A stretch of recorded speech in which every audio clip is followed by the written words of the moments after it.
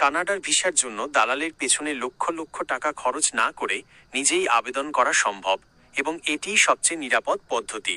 Canada সরকার IRCC সবসময় উৎসাহিত করে যেন আবেদনকারীরা সরাসরি তাদের অফিসিয়াল ওয়েবসাইটের মাধ্যমে আবেদন করেন।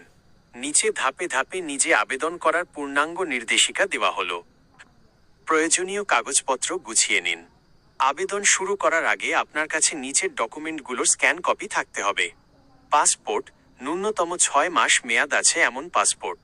ছবি, নির্দিষ্ট সাইজের ডিজিটাল ছবি। ব্যাংক স্টেটমেন্ট, গত 4-6 মাসের লেনদেন এবং পর্যাপ্ত ব্যালেন্স।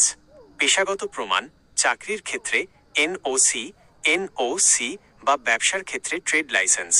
পরিচয়পত্র, জাতীয় পরিচয়পত্র বা জন্ম নিবন্ধন।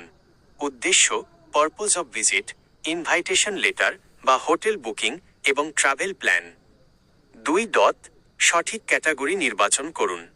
আপনি কেন যেতে চাচ্ছেন তার উপর ভিত্তি করে ভিসা ক্যাটাগরি আলাদা হয়।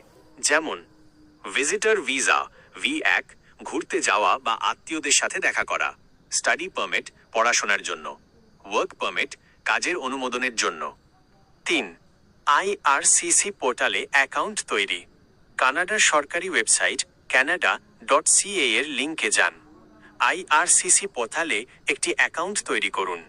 আপনার ইমেল ভেরিফাই করে লগ ইন করুন। 4. আবেদন ফর্ম পূরণ।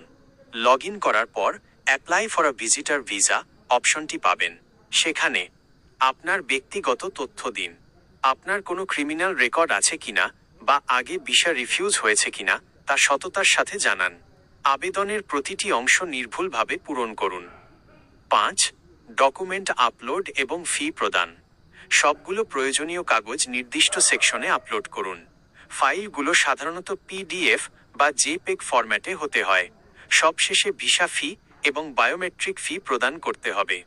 সাধারণত ভিজিটর ভিসার জন্য 100 CAD এবং বায়োমেট্রিকের জন্য 85 CAD।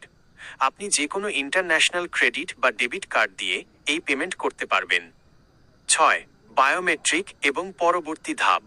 আবেদন সাবমিট করার পর আপনি একটি বায়োমেট্রিক ইনস্ট্রাকশন লেটার পাবেন। সেটি নিয়ে নির্ধারিত দিনে VFS গ্লোবাল অফিসে গিয়ে আঙুলের ছাপ ও ছবি দিয়ে আসতে হবে। নিজে আবেদন করার কিছু বিশেষ টিপস। মিথ্যা তথ্য দেবেন না।